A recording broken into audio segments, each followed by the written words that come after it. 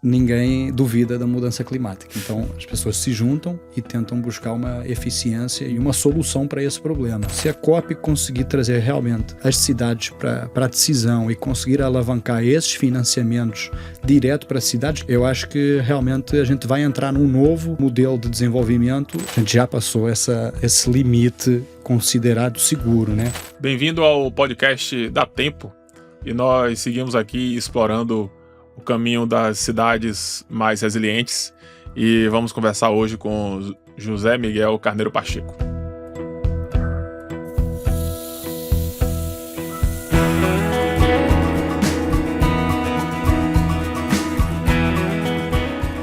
O podcast Dá Tempo tem o patrocínio da Fundação José Luiz Setúbal e Energy Hub. Tudo bom, Zé Miguel? Bem-vindo aqui.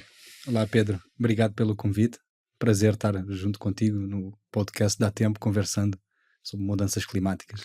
Maravilha. Muito, muito grato pela sua presença. Antes aqui da nossa conversa, eu quero agradecer aos nossos patrocinadores, Fundação José Luiz Setúbal e Energy Hub também. E quero lembrar você de se inscrever no nosso canal. É muito importante isso para a nossa visibilidade, e que você possa curtir aqui o nosso episódio, ativar o sininho para você ser sinalizado de novos conteúdos, né? E que a gente possa alcançar mais pessoas aqui com quem a gente está produzindo, tá? Beleza. Zé Miguel, muito grato mais uma vez. Você, Miguel, é especialista, né, em inventário de emissões e diretor executivo da Carbon Neutral. Então, muito bom poder conversar aqui com especialistas, né? A gente já vem conversando aqui desde o começo do nosso podcast nessa temporada, que nós estamos falando sobre mudanças climáticas, que é o assunto que a gente fala aqui. E queria, primeiro, gosto sempre de conhecer um pouquinho mais de com quem a gente está conversando aqui, que você falasse um pouco sobre a sua formação, né? Lendo um pouco sobre você, vi que você vem da comunicação, a mesma área que eu, e acho interessante isso, né? Às vezes a pessoa pensa que para trabalhar com clima só pode ser um cara que é especialista em outras áreas naturais, digamos assim. Então eu queria conhecer um pouquinho da sua trajetória. Perfeito, Pedro. Obrigado mais uma vez. Acho que para começar nessa trajetória, né, acho que é importante destacar que cheguei no Rio de Janeiro em fevereiro de 2014, né? Então sou natural de Lisboa, nasci em Lisboa, apesar de ter nacionalidade brasileira, né? E quando eu cheguei em fevereiro de 2014 ao Rio de Janeiro, eu tive uma grande oportunidade, que foi realmente ir trabalhar para essa área ambiental, né? A área do meio ambiente. Eu vinha de uma área, exatamente, de uma formação de comunicação e marketing, mas eu não me encontrei nem em Lisboa, nem em Portugal, nem no Rio, nessa área. Então eu tive uma sorte imensa em conseguir fazer essa transição para essa área ambiental, e foi um pouco até sui generis, porque eu comecei por trabalhar numa empresa que ela era focada, né, em desenvolver estudos de impacto ambiental para o governo do estado, para o INEA, então os estudos de IEA-RIMA, então algo muito técnico, muito voltado para, né, você tinha que ter uma formação em biologia, enfim, essas áreas afins, e tinha um contrato naquela empresa que era um contrato de gestão junto à Prefeitura do Rio, ali na Secretaria de Meio Ambiente, onde essa empresa fazia na época a gestão de uma série de projetos fruto da isenção fiscal que o município tinha concedido para a instalação na época, a ThyssenKrupp CSA em Santa Cruz, né, a siderúrgica. Então ali nesse projeto eu consegui realmente aprender enquanto você está cuidando numa parte mais administrativa, não tão técnica nessa área ambiental. Então a gente tinha ali diversos projetos na área de reflorestamento, de resíduos, na área de mudanças climáticas, educação ambiental, e me interessou muito a área de mudanças climáticas, né? Era uma época ainda que você não tinha cursos específicos para você, né, na universidade, para calcular emissões de gases de efeito de estufa, e eu tive uma sorte muito grande, porque realmente comecei nesse projeto no momento em que a Prefeitura do Rio, via Secretaria de Meio Ambiente, tinha feito uma contratação à COP e o FRJ, ao Centro Clima, exatamente para desenvolver, né, os seus inventários de emissões de gases de efeito de estufa. Então a gente tinha pessoal alocado na Secretaria, produtos sendo, né, elaborados, e foi uma escola durante esse tempo. A faculdade de comunicação você cursou aqui no Brasil já? Ainda lá em Lisboa. Ainda lá em Lisboa. finalizei em 2012, 2 anos depois eu estava aqui. E aí o seu mestrado foi em? Eu depois, mais tarde, voltei a fazer um curso, ainda também aqui no Brasil, então fui fazer uma pós-graduação em Comunicação Estratégica no IBMEC, então o IBMEC tinha ali o MBA acreditado realmente pela AMBAS, né? Então achei muito interessante e me inscrevi nesse curso, foi bem interessante essa pós-graduação. E com o passar do tempo, né, até já estando há algum tempo na prefeitura trabalhando nessa área de mudanças climáticas, eu pude ser, na verdade, convidado até por uma instituição parceira, que é o C40, para então me especializar nessa área de cálculo de emissões de gases de efeito de estufa. Então foi aí que eu tive a oportunidade, e até hoje agradeço, inclusive ao Ilan Cooperstein, que é diretor para a América Latina do C40, pela Bárbara Barros, que era a equipe técnica do C40 que oferecia esse suporte à Prefeitura do Rio, pelo convite, onde eu realmente pude participar dessa certificação para calcular emissões de gases de efeito de estufa no âmbito do Green Business Certification Inc. Então, o GBCI, ele é um braço do US Green Building Council, que é aquela famosa instituição americana que cuida, né, das licenças para eficiência energética, certificação de eficiência energética para edificações, a LEED, e eles lá conduziram um programa voltado exatamente para profissionais da área pública, né, de prefeituras, para exatamente fazer esses cálculos de emissões de gases de efeito de estufa. Então, estudei muito, antes, durante, e tem sido realmente um privilégio, foi um privilégio trabalhar nessa área e tem sido, né, continuar a poder desenvolver esses projetos. Antes da gente continuar aí avançando aí nas suas participações, em COP, etc., eu queria entender só melhor uma coisa. O que é que você veio buscar no Brasil? Qual foi a sua intenção de ser? Cara, foi uma mudança muito grande, porque, na verdade, Portugal sofreu muito com a crise, né, económica de 2008, sofreu essa crise uns anos mais tarde, em 2011, então não é uma história muito bonita, realmente era um período muito complicado, onde as pessoas recém-formadas, né, os estudantes recém-formados não tinham muitas oportunidades do mercado de trabalho e havia uma grande... na verdade, migração de portugueses, né, para o Brasil em busca de mestrados, doutorados, trabalho, então eu vim nessa leva de portugueses. Também houve uma grande parte deles que voltaram, né, após Jogos Olímpicos, eu fiquei até hoje. Muita gente depois daqui saindo também, né? Também. Muita Tenho vários amigos, inclusive, daqui, que hoje estão morando lá, trabalhando lá. Maravilha. E então, você na sua carreira, então, nesse ciclo aí, né, nesse mergulho aí climático, que você se aprofundou e se tornou especialista, você vem participando aí você integrou a delegação brasileira nas na COP 21, COP 22, 25 e 28. Sim. Né? Então você integrou a delegação na ocasião do Acordo de Paris, né? Exatamente. Queria que você contasse um pouco aí sobre o que é esse trabalho da delegação, qual era o seu papel e o que é que você pode contar aí que você viu desde aquela época. Acho que é bem interessante. Perfeito. Então a COP21 em Paris, né, foi realizada ali no ano de 2015. Então eu tinha chegado em 2014, então foi um período ali de quase ali um ano em que na Prefeitura do Rio, sob a liderança na época do gerente de mudanças climáticas e desenvolvimento sustentável, que era assim que se chamava a gerência na época, Dr. Nelson Moreira Franco, na época o secretário era o Carlos Alberto Muniz, então eu cheguei num processo para auxiliar, inclusive ali na gerência de mudança climática, de alguns projetos. Então você estava realmente em 2015 testando a versão final, então o Rio de Janeiro foi convidado para testar a versão final da ferramenta para calcular emissões de gases de efeito de estufa, então a gente tinha lançado, né, a revisão do inventário de emissões da cidade para 2012, a gente tinha feito, né, um diagnóstico de eficiência e sustentabilidade da sede da Prefeitura, buscando, né, a sustentabilidade que a Prefeitura quer para a cidade, para a sua sede também, ou seja, liderança pelo exemplo.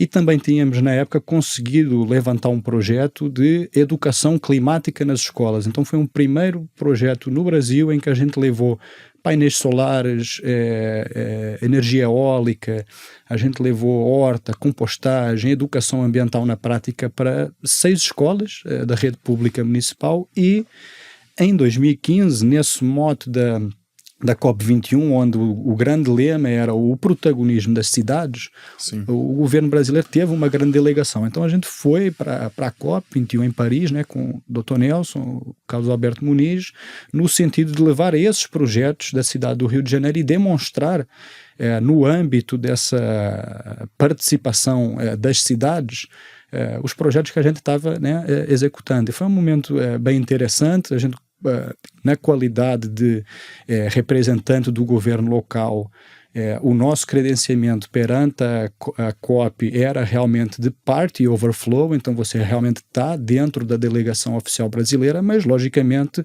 tem uma separação, né, entre o nível federal e a escala subnacional e local, apesar da gente ter acesso completo às salas onde as negociações acontecem. Sim. Então foi um momento bem interessante, uma experiência assim, realmente muito rica, onde você pode ver, por um lado, no Green Zone, né, você vê que é um pavilhão ali adjacente ao Blue Zone, onde acontecem as negociações do chefe de Estado. Então, nesse Green Zone, você tinha ali um ambiente onde vários projetos sendo demonstrados, então era uma alegria, uma oportunidade de você conhecer outras realidades, de fazer cooperação, de fazer contacto, mas também a gente tinha esse acesso à Blue Zone, onde a gente conseguia, de certa forma, acompanhar as reuniões, as negociações. Então, naquele momento, para mim, foi uma alegria. Inclusive, a gente participou, o atual prefeito Eduardo Paes, ele era, na época, presidente do C40, e foi a primeira vez que o C40 fez uma cerimônia que era o C40 Cities Awards, então os prêmios para reconhecer as cidades que apresentassem o melhor projeto na área de mitigação, na área da adaptação. Então foi um momento ali muito interessante e realmente eu saí da COP21 assim, muito animado e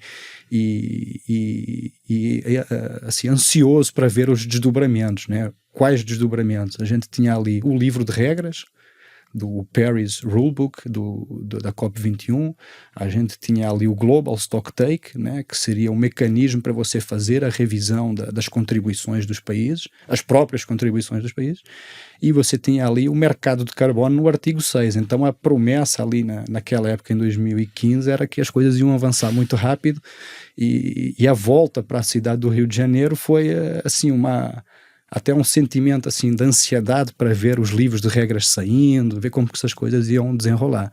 Então Sim. Foi assim, no geral, a participação na COP21 foi uma experiência assim muito rica de apresentação realmente de projetos que colocavam a cidade do Rio de Janeiro até numa posição de destaque perante algumas outras cidades e você possibilitar ver essas negociações do ponto de vista de país e esperar os desdobramentos.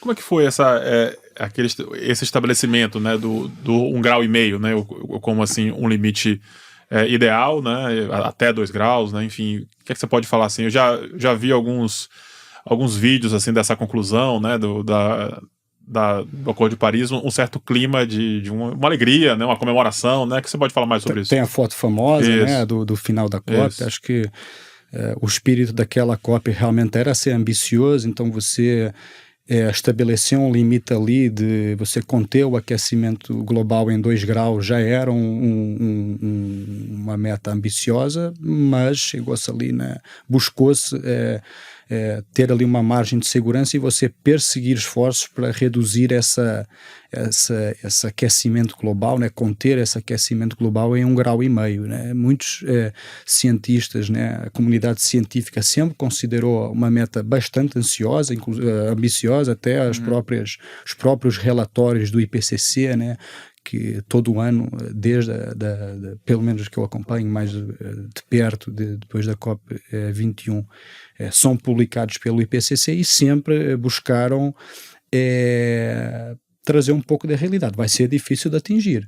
Ou seja, essa meta só é alcançável caso os compromissos dos países sejam realmente ambiciosos. Então, acho que essa meta buscava uma ambição por parte dos países para que realmente conseguisse alcançar. Sim.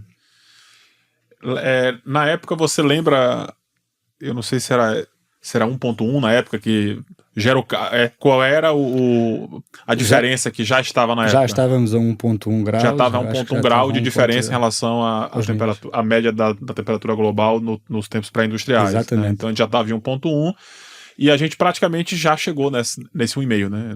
O ano passado. Saiu, inclusive o relatório da Copérnicos, publicado agora em janeiro desse ano, inclusive já demonstra que a gente já passou, no ano passado, 8 meses já foram realmente a 1,5 grau. A gente já passou desse 1,5 grau, né? Então a gente já passou esse limite considerado seguro, né? Mas não acaba não sendo uma grande novidade, até porque nas COPs anteriores já vinha sendo alertado que as próprias NDCs elas não eram suficientes para atender. Insuficientes. Né? Então tem até uma grande crítica para a COP21, né? Porque na verdade as NDCs elas acabaram não sendo suficientes, e você só conseguiu entender que elas não são suficientes quando você aplicou o primeiro mecanismo de revisão da ambição, o tal Global Stocktake, que aconteceu agora, se eu não me engano, na COP28 no Dubai. Na COP28 no Dubai. Esse mecanismo de revisão das NDCs estava previsto desde a COP21 em Paris, em 2015, de acontecer 5 anos depois. Claro, teve a pandemia, mas ainda assim esse mecanismo de revisão entrou 1 ano, 2 anos atrasado. A próprio mecanismo do artigo 6, né, ele está bastante atrasado, né, então a gente tem uma defasagem de 7 anos que ainda não foi implementado, e a gente vê também que as próprias NDCs, né, a construção da própria NDC, ela historicamente, desde a primeira NDC até a NDC atual de 2024, eu entendo que ela peca em alguns pontos, né? Principalmente nos pontos em relação a resíduos e cidades.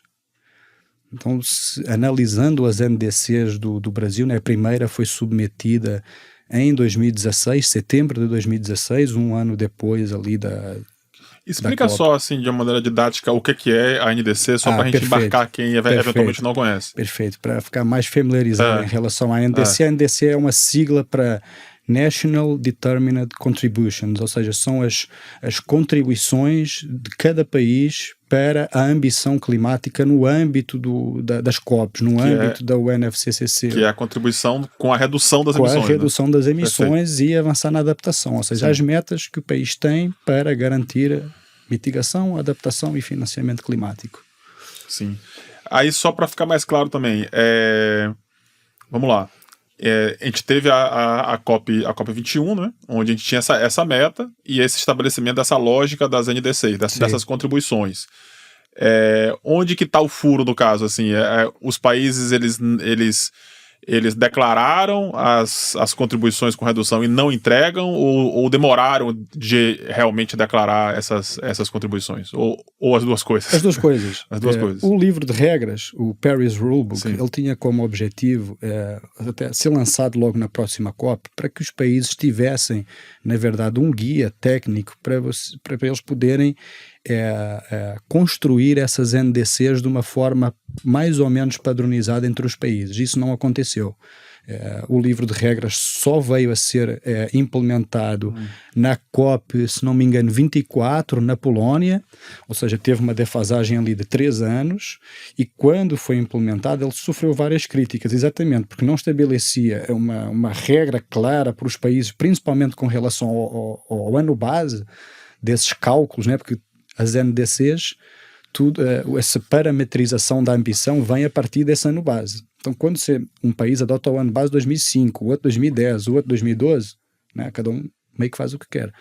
E também não tinha a questão das sanções, ou seja, não havia uma obrigatoriedade em implementar essas medidas. Claro, teve uma experiência ali de Kyoto, que tentou-se, né, trazer uma obrigatoriedade com punições, mas efetivamente isso não aconteceu, porque os países saíam antes de ser punidos, então, né, tinha essa questão, mas realmente teve essa crítica. Então acho que a demora na implementação, o estabelecimento de uma metodologia mais padronizada para você definir ali as tuas NDCs acaba que tem levado a esses atrasos, a essas demoras, né? Sim. Mas eu vejo assim, só para assim, você é um especialista que está acompanhando esses assuntos assim, muito in loco, né, muito no campo de batalha, mas me parece que é um tipo de falha, entre aspas, natural, né, para a complexidade do tema, né, assim, eu acho que a complexidade de dar conta, por exemplo, de como é que você produz energia de maneira limpa, me parece muito mais complexo do que porque você tem que reunir todo mundo para estabelecer uma meta, e aí é meio que normal que você tenha uma fase de regulamentação, de estabelecer limites. Sim. Você concorda? Sim, concordo. É um tema bastante complexo, assim, a gente acompanha, mas claro, a gente não acompanha no detalhe, porque essas negociações são muito mais complexas do que aquilo que a gente imagina, mas eu acho que é um dever de casa, né? E esse dever de casa eu acho que é para onde a gente deve olhar e onde a gente pode tentar melhorar. Então, ser um pouco mais, ter alguma opinião mais construtiva para poder você melhorar essa tua ambição. Então, eu sempre refleti nesse ponto, né? Porque você vai para uma COP e você participa de um C40 Cities Awards, você vê os chefes de Estado e a cúpula ali da UNFCCC com um discurso de que as cidades vão ter um protagonismo. Você volta para o teu país para trabalhar e para olhar para como que as cidades vão se inserir nesse processo, e quando... E não foi só o Brasil, não, qualquer país fez isso. Quando os países apresentam as suas NDCs e não colocam nem sequer o termo cidade na NDC, onde que está esse protagonismo das cidades? E não é só uma questão de protagonismo, eu acho que é uma questão realmente da ambição. Então, quando você pensa nas cidades, elas têm ali, claro, algumas limitações de atuação, mas têm muitas oportunidades de atuação, né? Em infraestrutura resiliente, eficiência energética, em gestão de resíduos. A gestão de resíduos, no município do Rio de Janeiro, corresponde ao terceiro maior setor emissor. E de onde que vêm essas emissões? Exatamente da disposição final do resíduo orgânico em aterro sanitário. Então, está na mão do município resolver essa questão. A gente tem projetos fantásticos na cidade do Rio de Janeiro. A gente tem uma captura e queima do biogás de aterro, com recuperação, né, com aproveitamento energético em seropédica. A gente tem uma planta de biometanização de resíduos. Então, o que é isso? É uma planta que está localizada no Ecoparque do Caju. Ela processa, ela é uma planta piloto, 50 a 60 toneladas por dia de resíduo orgânico, tem capacidade para gerar energia elétrica e ainda gera adubo. Então, assim, você tem ali um conjunto de ações locais que poderiam ter sido absorvidas pela NDC, até numa lógica de você poder aumentar a tua ambição com o apoio dos governos subnacionais e locais, e até a presente NDC você não tem esse pacto federativo, né? A presente você fala atual mesmo. Inclusive até atual. Hoje, agora. O Brasil, como eu estava dizendo, o Brasil apresentou a primeira NDC em setembro de 2016, em 2020 fez uma revisão que inclusive foi muito criticada porque o governo fez um truque ali, mudando, né, o ano base, então na verdade resultou em ambições absolutas maiores, fez uma correção em 2023, aumentando a tua meta lá, em vez de reduzir a 43%, que era a meta da primeira NDC até 2030, aumentou para 50%, mas ainda assim ele não resolveu totalmente a questão no ano base, então ainda havia ali um aumento das emissões em relação à primeira, e agora nesse governo foi apresentada, né, em novembro de 2024 a terceira NDC do Brasil, mas ainda assim você... resíduos é um setor que passa praticamente, não despercebido, mas tem umas diretrizes um pouco mais robustas, mas ainda em formato de uma diretriz, não tem uma meta específica para a questão dos resíduos, você não tem um plano de implementação, e até as próprio termo de cidades, né? As cidades só foram mencionadas agora, então assim, quase 10 anos depois da COP21 é que está-se mencionando de uma forma muito tímida as cidades dentro da NDC de 2024. O que é que diz a NDC de 2024 em relação às cidades? É um pacto federativo onde o governo nacional, o governo federal, vai apoiar os municípios na elaboração de planos de ação climática que contempla mitigação e adaptação. Então, eu acho que esse momento tinha que ter sido lá para a segunda NDC, ou até na primeira. Você dotar os municípios de planos para que realmente possam enfrentar os desafios das mudanças climáticas. Então, eu acho que a gente está globalmente necessitando de ação e a gente ainda está nas etapas de planejamento, que é um pouco preocupante. Entendi. A gente conversou aqui pro episódio 5, né? Foi ao ar já. E a gente conversou com o Luciano Paes, subsecretário de Clima, né, de Niterói, e ele falou um tanto sobre isso, sobre essa ausência, né, das cidades nessa governança, né, climática, né, e acho que isso está muito fortemente relacionado ao que você está falando sobre esse pacto federativo, essa urgência dessa integração. Como é que é isso? Assim, como que o governo federal pretende apoiar essa implantação dos planos? Até o que eu tenho acompanhado é que realmente há um movimento do governo federal de dotar os municípios com capacidade técnica para elaborar esses planos. Então hoje o governo federal tem um apoio técnico muito interessante da GIZ. Então a GIZ é uma agência da cooperação alemã, está ligado a um ministério da Alemanha e tem uma atuação de muitos anos aqui no Brasil e realmente tem avançado bastante, ajuda bastante os municípios a avançar tecnicamente nesses projetos de mudanças climáticas. Então hoje você tem lá o ProAdapta, que é um programa do governo federal junto com a GIZ, onde realmente estão desenvolvendo plataformas com informações precisas e técnicas em relação às vulnerabilidades, às ameaças climáticas do município. Então, sem dúvida, é um passo fantástico, com certeza vai ajudar bastante. A gente fez esse exercício, cidade do Rio de Janeiro fazia esse exercício em 2016, então é um processo que é caro, exige uma competência técnica. Então, eu acho que nesse sentido o governo federal está avançando muito bem, mas eu entendo que para você realmente trazer uma mudança no âmbito das COPs e você trazer uma ação mais efetiva, eu acho que essa reformulação do processo de financiamento, da estrutura de governança do NFCC, ela já está sendo inclusive pensada, né, reformulada, como que se vai reformular isso, e eu acho que a gente teria algumas propostas que seriam interessantes. O que você pode falar mais sobre isso, sobre assim, essa viabilidade dessa transformação? Assim, quais são os caminhos para isso acontecer? Como é que se mexe nessa governança das COPs? Perfeito. Como funciona isso? O que a gente viu até agora? Viu que realmente existe um processo em que os países são convidados a apresentar as suas NDCs, as suas ambições, embora o mercado internacional já viu que muitos países, apesar de aumentarem as suas metas nas NDCs, não necessariamente se traduz num aumento da ambição. O Brasil já fez isso, ou seja, você aumentar ali de 43 para 50, mas você muda o teu ano base e no resultado final a tua redução absoluta vai ser menor do que a anterior. Então a tua ambição diminuiu, então isso é um problema. E outra coisa, a necessidade de implementação, né? Então as cidades é que estão implementando projetos e hoje o facto das cidades terem uma certa limitação a financiamento internacional, ou seja, para muitas linhas de financiamento tem que ser o governo federal a aplicar para depois distribuir ou trazer o projeto já pronto para a cidade. Eu acho que esse tipo de formato tem atrasado muito a implementação.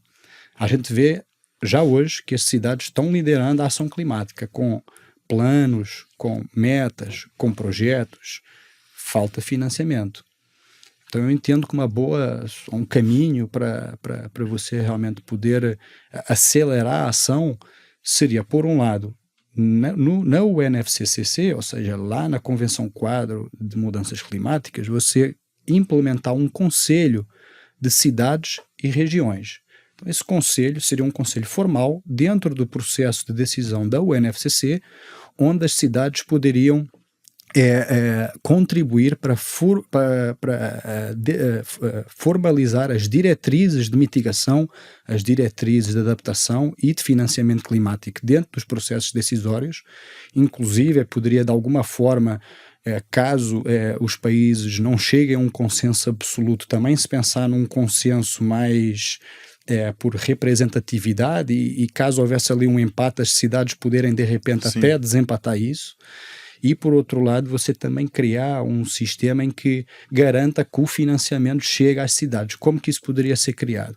Através, por exemplo, de um fórum de governança climática de cidades, também no âmbito da UNFCCC, e de repente com o apoio do próprio C40. O C40 ele já é uma instituição que representa as cidades, que apoia as cidades, né, que traz essa capacidade técnica para muitos municípios que não têm essa capacidade de desenvolvimento, né, então já faz um trabalho fantástico.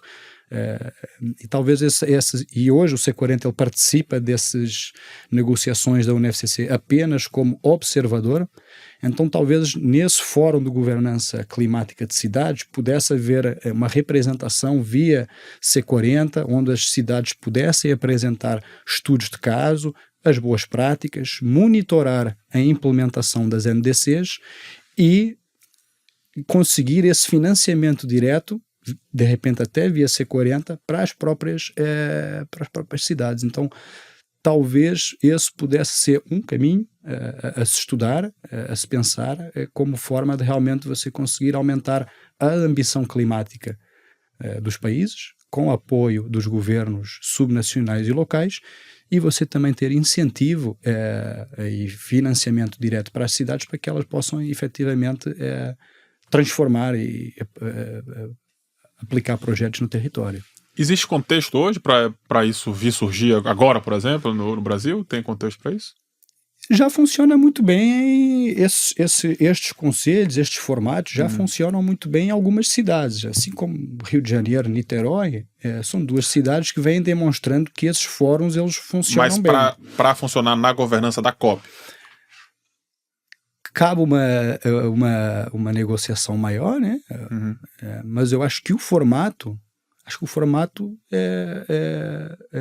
estaria realmente adequado para poder realmente funcionar, sabe? Mas assim, que eu entendi de você falando com uma proposta, né? Sim. Para a governança da COP, que existisse um conselho de cidades, né? Sim. Isso tem chance de acontecer agora no Brasil ou é algo ainda, uma ideia assim, quem decide por isso é só o presidente da COP, enfim, como é que é? Acho que a gente tem uma oportunidade muito grande que é a COP30 no Brasil. Sim. Então a COP30 no Brasil já há duas pautas acho que bem definidas, que é o financiamento para a adaptação e o financiamento para as cidades amazônicas. Sim. Eu acho que nesse gancho do financiamento para as cidades amazônicas, o Brasil poderia realmente ter um papel ativo e sempre teve um papel historicamente assim, muito importante nas negociações diplomáticas da UNFCCC, convencer, né, o presidente da COP e demais pares, que acredito que outros países estejam e outras cidades estejam passando pelo mesmo processo, inclusive pedir apoio a redes como o C40 e o ICLEI, que reúnem cidades para fazer avançar essas pautas dentro do sistema da UNFCCC para que pudesse realmente haver uma decisão, ou pelo menos colocarem na mesa e decidir numa COP posterior, mas eu acho que o caminho seria esse, né? Você, via delegação oficial do Brasil, via entidades parceiras como C40 e ICLEI, que também tratam das pautas dos municípios no âmbito da UNFCCC, ser encaminhado isso à COP e claro, ter esse esforço para que entre na pauta e possa ser discutido e apresentado aos demais países para votação. Sim. Outra coisa que eu queria saber, quero te perguntar, essa destinação de recursos, então hoje, por exemplo, o que está sendo arrecadado para os países em desenvolvimento, né, em função, né, dessa necessidade de adaptação e mitigação climática, que é um fundo que hoje está bem aquém, né, do que era esperado, esse recurso ele está sendo destinado de alguma forma a esses países, é só diretamente aos países? Como é a realidade disso hoje? A transparência em relação a esses recursos tem sido da seguinte forma, né? Lá em 2015, na COP21, foi estabelecida ali um valor, então seriam 100 bilhões anuais até, se eu não me engano, 2025, em 2025 você aumentar essa ambição. Na COP28, quando foi realizado o primeiro Global Stocktake, a revisão, né, das ambições de mitigação, adaptação e financiamento climático, foi pontuado que essa meta de 100 bilhões atingiu ali 83 ou 85. Então foi 85% do que foi prometido na COP21 foi entregue. Então, não foi entregue a totalidade, ficou um pouco aquém. Mas teve ainda um outro detalhe, que é desses 83, 85 bilhões de dólares anuais, a grande maioria foi para a agenda de mitigação, onde a adaptação ficou praticamente esquecida. Você pensando que numa lógica Brasil, numa lógica de país em desenvolvimento, a agenda prioritária seria a da adaptação. A gente já sofre com o impacto das mudanças climáticas no território. A gente vê ilhas de calor cada vez mais intensas, chuvas e elevação do nível do mar também cada vez mais frequente. Então você vê que para nós seria mais interessante ter esse financiamento do ponto de vista da adaptação. Talvez para o norte global fosse mais interessante a mitigação, até porque as tecnologias vêm de lá. Então, e porque a matriz, comparativamente também, a matriz aqui é mais limpa, né, do que a média, né? Ainda tem essa. Sim. Então, eu acho que ficou a desejar essa questão. Na COP 29 foi prometido, então, um compromisso de aumentar esse valor para 300 ou 350 bilhões de dólares anuais e também implementado o fundo de perdas e danos, apesar de nessa discussão da COP29 não ter sido garantido nenhum financiamento adicional. Então, tudo indica que a COP30 vai retomar essa discussão. Quando você fez parte das delegações, né? Das COPs, você estava atuando na Prefeitura do Rio. Na Prefeitura do Rio. Como gerente de mudanças climáticas. Como gerente. E aí hoje a sua atuação é que você dá como diretor executivo da Carbon Neutral, né? Exatamente, da Boa Carbon Neutral. E aí como é que é a sua atuação hoje corporativa? O que acontece? Eu fui desenvolvendo até um sentido um pouco mais crítico em relação a esse processo e também acompanhando algumas empresas similares na Europa e nos Estados Unidos, então a gente participa muito do webinar junto com elas, entendendo como que está sendo desenvolvido esse conceito e na verdade, assim, trabalhar no setor público foi realmente uma escola fantástica, um aprendizado absurdo, mas eu entendo que quem vai conseguir fazer a diferença é o setor privado. O setor privado, eu entendo que tem uma governança estabelecida, tem planejamento definido, curto, médio e longo prazo e mexe com o dinheiro do bolso. Então, quando você mexe com o teu dinheiro do bolso, eu acho que as coisas têm a capacidade de avançar com mais força, né? O setor privado participou muito forte na última COP, na penúltima COP também, e a gente tem visto que há uma grande necessidade de financiamento para você conseguir realmente implementar projetos. Vamos ser muito práticos. No Brasil, a gente hoje tem uma matriz energética limpa, a energia solar está bombando, né? Está aumentando cada vez mais. Só para você ter ideia, no município de Miguel Pereira, nos últimos anos, a energia solar, o número de equipamentos para geração distribuída, aumentou 1.500%. Então, assim, a solar está aumentando muito. Só que foi definido que a partir de 2029, 2030, haverá uma taxação dessa energia solar, né, em relação ao fio B, em relação ao custo dessa distribuição, resíduos. Nem sempre um contrato para compostagem é um contrato barato, né? Nem sempre é um contrato barato, é o melhor caminho. Mas nem sempre a empresa está disposta, a menos que ela tenha uma pegada ambiental muito forte, nem todas as empresas estão dispostas a pagar um preço a mais para fazer uma destinação ambientalmente correta conforme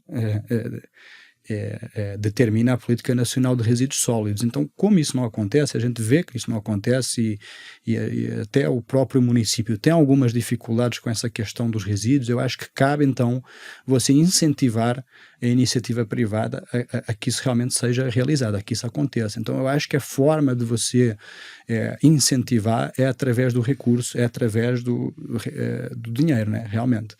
Então, hoje a gente desenvolveu uma metodologia dentro da Moa Carbon que é para acelerar os planos de descarbonização das empresas a partir da implementação de boas práticas em gestão ambiental. Então, a gente tem um processo onde faz, claro, um diagnóstico inicial das emissões da empresa, identifica todas as oportunidades para reduzir a emissão, quanto que custa e qual o impacto em termos de tonelada de CO2 que é reduzida ou evitada.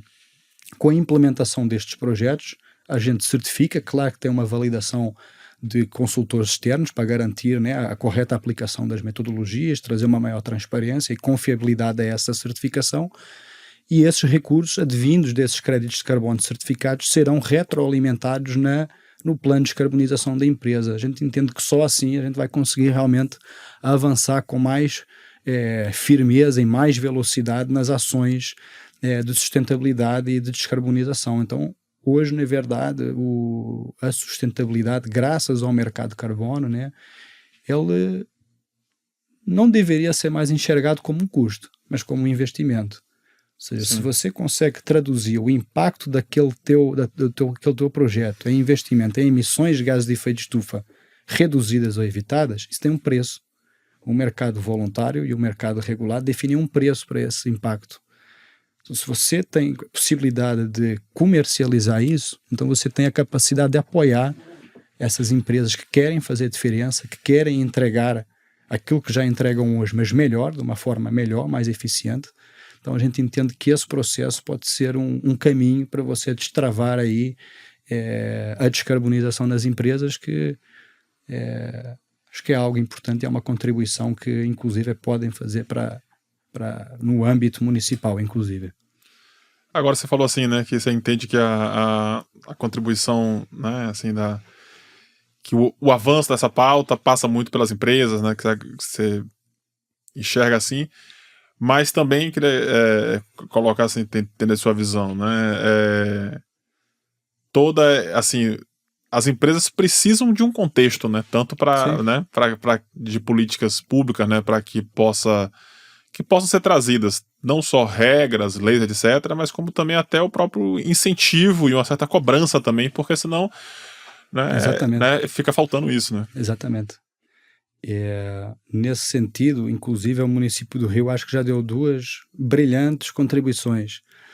A primeira foi, inclusive, tive a oportunidade de participar dessa iniciativa, que é o Bolsa Verde do Rio. Não sei se já ouviram falar, a Bolsa Verde do Rio é o mercado voluntário de créditos de carbono do município do Rio de Janeiro. Então foi um programa implementado pela prefeitura e já teve inclusive um primeiro projeto aplicado. Então a gente realizou o primeiro leilão de créditos de carbono de micromobilidade urbana. Se não me engano, da empresa Tembici. Foi um sucesso. Teve um ágio até de 20% em relação ao valor que estavam esperando, né, dos créditos de carbono. Então e um outro componente desse programa é que as empresas que elaborarem o inventário de emissões de gases de efeito de estufa, um plano de descarbonização e comprarem créditos de carbono do município do Rio, a prefeitura dá uma redução de ISS de 5% para 2%. Então acho que é um incentivo interessante. E um outro caminho que a Secretaria de Meio Ambiente também desenvolveu, o Proclima, um programa de registro e comunicação da ação climática local. Então, todas aquelas empresas que desenvolverem projetos, esse sim está focado na mitigação. Então, as empresas que compostarem resíduos, que usarem energia solar, quantificando esses benefícios e reportando isso à prefeitura, a prefeitura vai reconhecer através de selos, certificado, momento ali com o prefeito no Palácio da Cidade. Então acho que esse tipo de incentivos é importante que os municípios eles possam oferecer, né? Sim. A gente está vendo hoje, Zé Miguel, um cenário, né, com Trump aí no governo americano, né? e questionando aí, assim, um governo negacionista, né? Podemos colocar dessa forma, né? Que questiona, ele fala publicamente que não acredita, saiu notícia até de proibindo o canudo plástico, né? Perseguindo conteúdos sobre mudanças climáticas em todos os portais do governo, né, federal. Qual é a sua visão a respeito desse cenário assim, em relação às empresas, algumas empresas, né, tanto lá quanto aqui, que estão abrindo mão, né, largando um pouco, largando de lado algumas agendas e alegando de estar voltando para o seu negócio? Qual é a sua visão geral desse contexto aí? Olha, acho que o facto dos Estados Unidos sair novamente do Acordo de Paris só reforça a necessidade dessa revisão do processo da UNFCCC e trazer as cidades mais para o processo decisório. A gente já viu, né, na gestão passada, que quando os Estados Unidos saiu do Acordo de Paris, houve um movimento muito grande de estados e municípios americanos indo na direção contrária, dizendo, não, a gente vai permanecer, a gente vai participar, fizeram coalizões. Então eu acho que realmente onde o impacto acontece, ninguém duvida da mudança climática. Então as pessoas se juntam e tentam buscar uma eficiência e uma solução para esse problema. Com relação às empresas, eu acho que é uma questão de moda, me parece. Eu acho que as empresas se posicionam, provavelmente até podem num primeiro momento, no calor, né, dessa nova administração e nessa nova onda, dizer que não vou largar, não estou, quero nem saber disso aí. Mas acho que cabe também a cada um de nós demonstrar para essas empresas que meio ambiente não é mais custo, é investimento. Quando elas entenderem que investir em inventários de emissões de gases de efeito de estufa, você investir nos teus processos e olhar para os teus processos operacionais desse ponto de vista, você vai ter muitos benefícios, seja na redução de custos operacionais, seja na entrega do teu produto com uma melhor qualidade, seja até você conseguir ganhar vantagem competitiva com a descarbonização, através exatamente desses créditos de carbono que podem ser retroalimentados na tua estratégia corporativa empresarial. Então eu acho que realmente o que a gente precisa é de um mercado regulado que funcione, que seja simples, que as pessoas entendam, que as empresas consigam participar de uma forma acessível, fácil, para realmente colher os benefícios que estão aí colocados na mesa. Soluções baseadas na natureza. Tem profissionais hoje que estão calculando, veja só, quanto que vale financeiramente uma solução baseada na natureza, um jardim filtrante. Quanto que vale um jardim filtrante na rua Pacheco Leão, por exemplo, ali no Jardim Botânico. Lá no Jardim Maravilha, a gente fez um estudo, né? Tem o Jardim Maravilha, tem um problema lá muito grande, né, em relação à inundação. Então é um bairro, um loteamento localizado na zona oeste, junto ao rio Cabo Sul-Piraquê. O rio Cabo Sul-Piraquê deságua lá no oceano, né? Então fica ali próximo. Quando você tem fenômenos de chuva, aquele loteamento sofre um problema com a inundação do rio, o refluxo do mar. Então é um caos completo. A cota ali também é muito aflorada. Você vai com uma colherzinha uma colher de café e você já vê água ali no solo, né? Então é uma cota muito aflorada. Então a gente desenvolveu ali um trabalho relacionado a soluções baseadas na natureza, onde foi desenvolvido um catálogo, então um método de 4 passos para que os técnicos da prefeitura possam selecionar os melhores soluções baseadas na natureza, as melhores tipologias, com base no tipo de solo que a gente está querendo resolver, no problema de inundação que a gente está querendo resolver, e associado a isso foram calculados benefícios do ponto de vista econômico, de saúde, então até de intervenções de meio ambiente, como por exemplo estações de tratamento de efluentes. Então tem um estudo ali muito interessante e chegou-se a uma conclusão que, por exemplo, a implantação de um parque naquela área com soluções baseadas na natureza, elas iriam reduzir a mancha de inundação, o escoamento superficial em 90%. Você reduzindo isso em 90%, você vai trazer uma valoração econômica àqueles imóveis, automaticamente. Então, quanto que vale aquela solução baseada na natureza? Já tem um valor econômico ali. Gerou valor, né? Gerou valor. Na solução, né? Isso, então eu acho que o caminho é por aí, é você também conseguir trazer, e acho que essa é a função do poder público e da academia, trazer essa questão econômica para os aspectos de sustentabilidade. Eu acho que quando você conseguir concretizar isso e difundir isso de uma forma também muito acessível, eu acho que as empresas vão enxergar esta pauta de uma forma muito mais positiva do qual ela está sendo enxergada hoje, que é um pouco mais pela emoção do que é que está acontecendo politicamente no momento, me parece. Sim.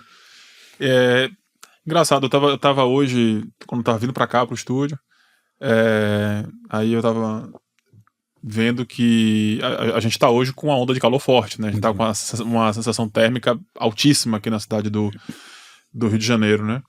E eu estava vendo algumas notícias acontecendo, né? Algumas notícias na TV, e eu fiquei assim pensando, né? Assim, de quantos problemas que a cidade já lida, né? E aí ainda tem que pensar no clima. E eu fiquei pensando assim, que vejo que existe uma urgência de se entender, assim, tudo que o clima impacta e é impactado, né? Ou seja, a transversalidade desse assunto, né? Para que a cidade, para que os gestores possam estar conduzindo, né, de uma maneira transversal e dando a contribuição com esse ponto. Como é que você vê que as cidades hoje no Brasil, assim, quais são os caminhos, além desses pontos que estão falando, que você entende que pode ser feito para uma melhoria, né, de uma gestão pública que possa trabalhar todos esses aspectos? Eu entendo assim que a questão do clima nem seria uma coisa a mais. Eu acho que o clima é o resultado de o dever de casa que você não faz. Então eu acho que a primeira questão é você resolver os teus deveres mais elementares, para então você buscar soluções mais complexas. Então acho que o caminho hoje passa muito por, novamente, resíduos efluentes, você se articular com o governo do estado por conta da questão dos transportes, e você realmente envolver um conjunto de atores, e aí a gente está falando de bancos de financiamento, o próprio governo federal, para apoiar, né, os municípios a avançar na agenda da adaptação e resiliência. Então acho que esses são os principais pontos para você poder realmente fazer avançar. E a governança, você não faz nada sem governança e sem capacidade técnica. Então você também buscar implementar uma governança que seja sólida para mudanças de governo, você tentar amarrar aquilo o máximo possível. Hoje há instrumentos bem interessantes que você consegue amarrar, né, as questões orçamentárias, as questões de projeto dentro da prefeitura, para que com uma mudança do governo você não tenha tanto impacto, e você buscar essa resiliência financeira, né, através realmente dessas parcerias de bancos. Eu acho que os bancos também têm um papel aí a cumprir quando, por exemplo, hoje para um banco, o que é que difere um projeto climático de um projeto de infraestrutura tradicional? Tem diferença? Será que os municípios têm linhas de financiamento mais rápido para, ao apresentar um projeto com uma característica de clima, ao invés de um projeto tradicional, normal? Será que o banco poderia estimular, de repente, simplificando o processo? Ou reduzindo, inclusive, o custo do crédito? Você vai fazer uma praça. Poxa, a praça sem impermeável é de uma forma. Praça permeável tornava-se um crédito mais barato. Então eu acho que a gente precisa pensar em soluções inovadoras, né? A gente vê muito lá fora, eu já vi muito, né, empresas que se unem e formam uma coalizão, uma rede com um nome, né, específico para essa determinada iniciativa, para resolver problemas locais. Então teve muito isso na Indonésia, tem muito isso também na China. Então eu acho que é interessante olhar para esses casos e você tentar replicar. E acho que inclusive o setor privado poderia se inspirar nessas organizações, nessas redes, e tentar resolver problemas que são sistêmicos, já acontecem há muito tempo e que a gente já os conhece, não precisa de um diagnóstico para o fazer. E que parece que muitas vezes como é que se diz, as empresas, o empresário, né, ele é sujeito, às vezes, não se dá conta de que no enchente, assim, ele corre um risco absurdo, né? De, às vezes, ter um enchente e destruir uma unidade que eventualmente não tenha seguro, ou que leve o estoque dele, ou que paralise a sua operação, né? Então, muitas vezes, se ele tivesse atuando, né, ali com uma associação de comércio ou uma coisa do tipo, né, para mitigar nesse tipo de situação, né? Exatamente. A gente sabe, a gente está caminhando aqui já para últimas partes aqui, o último bloco. A gente sabe que no Brasil a gente tem como efeito de causa, né, das emissões, das principais causas, a questão do desmatamento. Sim. Né? O que você pode trazer assim, sobre esse cenário assim, de soluções e encaminhamentos que você pode falar assim, para esse assunto aqui no Brasil? Olha, eu acompanhei muito há uns anos atrás do projeto da Amazônia 4.0 do Dr. Carlos Nobre. Sim. Fantástica. Recomendo todo mundo a pesquisar sobre isso. Então, realmente, eles conseguiram trazer dados acerca da valoração da floresta em pé, né? Então, a economia do açaí, a economia de produtos, né, locais. Então, eu acho que o caminho é por aí. É você conseguir trazer novas formas de monetizar, né, o que a floresta te oferece de uma forma sustentável. Então, acho que esse projeto da Amazônia 4.0 é algo que o Brasil tem, assim, do melhor que tem de estado de arte em relação a essa temática. Eu acho que o caminho passa exatamente por um projeto desse tipo. Certo.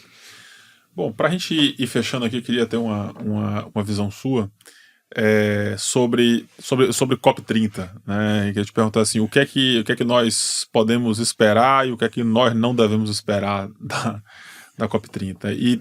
E ter também assim, um pouco do seu sentimento geral também em relação às COPs, né? Eu senti assim na sua fala, você me confirma se eu estou certo, eu senti na sua fala um pouco mais de otimismo do que às vezes eu ouço em algumas pessoas, assim, às vezes um pouco desesperançoso sobre a governança, né? E eu vi na sua fala, você me confirma se estou certo, um certo entendimento de que é uma construção, que é complexa mesmo, que é difícil, né? Mas que tem seu lugar, que não é algo falido, digamos assim, né? Queria te ouvir um pouco sobre isso, assim, a visão geral da COP e a COP30. Exatamente. Bom, para a COP30, com certeza a discussão sobre financiamento para adaptação ele vai voltar. Eu duvido que os países vão passar daquela faixa que já está estabelecida de 350 milhões anuais, talvez fique por isso mesmo, aumentem um pouquinho, mas eu acho que aquele valor que foi solicitado, né, colocado na mesa na COP29 de 1,3 ou 1,4 trilhões, acho que isso não vai acontecer. E acho que vai ter realmente um foco muito grande para as cidades amazônicas, porque inclusive é a proposta do governo federal, né? Dar a conhecer ao mundo o que é a Amazônia, o que é que ela tem para oferecer e os problemas que ela enfrenta. Então, com certeza vai haver uma conversa nesse sentido, né? Trazer financiamento direto para as cidades amazônicas, provavelmente deve passar para o governo federal, mas eu acho que seria o momento de realmente você trabalhar esse financiamento direto para as cidades. Em relação à COP, eu sou esperançoso sim, porque apesar das coisas nunca darem, ou seja, não terem dado tão certas como as pessoas esperam, mas é complicado, não é trivial, a gente vê a dificuldade que já é de repente algum conselho municipal, né, você tentar chegar a alguma resolução, você imagina a nível de país. Então realmente é complexo, as questões não são fáceis, você está lidando com um tema muito específico que tem questões de dupla contagem de emissões, de transparência, de rastreabilidade, então realmente é complexo. E também eu entendo que quem conduz essas negociações diplomáticas já tem uma experiência muito grande, né? A gente está entrando, tudo bem que eu estou há 10 anos, tem pessoas que estão há 20 anos, mas ainda assim acho que é um tempo curto para a experiência que as pessoas que estão conduzindo esse processo já têm, e realmente eu entendo que essa reforma da UNFCCC ela vai acontecer, ela já está sendo tratada internamente, com certeza, e eu acho que o caminho passa pelas cidades. Se a COP conseguir trazer realmente as cidades para a decisão e conseguir alavancar esses financiamentos direto para as cidades, que eu acho que o mundo já deu várias demonstrações que é possível, que as cidades querem e que têm o compromisso com a pauta, eu acho que realmente a gente vai entrar num novo modelo de desenvolvimento onde talvez os governos não sejam tão mais assim importantes, as cidades não sejam tão mais coadjuvantes e a coisa começa a ganhar ali um nível, né, de participação um pouco mais justo e mais do que justo, eficiente, né? Eu acho que o que a COP deve buscar é uma eficiência no processo da negociação, no processo de estabelecimento de padrões e no processo de financiamento. Maravilha, muito bom, Zé Miguel. Gostei muito aqui das suas explicações, bem bom, bem fácil de entender. Queria aproveitar para voltar, te terminar voltando, né, pro começo, né? Você, como teve essa formação aí de comunicador e está aqui se comunicando, nós também estamos assim. Queria que você falasse para a gente qual a importância da comunicação nesse processo da gente encarar esse desafio aí das mudanças climáticas enquanto sociedade, enquanto humanidade. Inclusive, eu acho que é uma muito boa pergunta. Eu acho que quando a gente pensa a gente pensa em adaptação, mitigação e financiamento. Acho que tinha que ter comunicação. Tem-se falado tanto desse assunto e as pessoas estão tão perdidas, ainda acham que a questão da emissão de gases de efeito de estufa é um problema lá do urso polar e ela não entende que o gás de efeito de estufa começa quando você está no teu almoço, no teu jantar e diz assim, estou cheio, não vou comer mais. Então a mudança climática começa aí. A mudança climática começa quando você sai de casa e deixa o teu ar ligado. Então eu acho que a gente precisa de desmistificar um pouco mais essa questão das emissões de gases de efeito de estufa, até as próprias metodologias que não são tão complexas assim quando você quiser calcular para a empresa, para a cidade, e realmente você chegar com essa mensagem mais clara, mais conectada à realidade das pessoas, para que elas possam realmente sentir que elas estão dentro desse processo. Porque hoje não é o que acontece. Parece que é uma discussão de terceiros que não me afeta em nada a minha vida. Então eu acho que a comunicação pode desempenhar realmente um papel fundamental para trazer mais gente para o debate, para a ação, e realmente a gente conseguir ter cidadãos mais conscientes, com certeza vai fazer toda a diferença. Maravilha, eu espero contar com você mais vezes aqui. Maravilha. Tá bom? Vai ser uma alegria. Obrigado. Muito obrigado. Quero falar sua participação mais uma vez. Obrigado, Pedro. Foi um prazer. Como vocês puderam ver, dá tempo. O podcast Dá Tempo tem o patrocínio da Fundação José Luiz Setúbal e Energy Hub.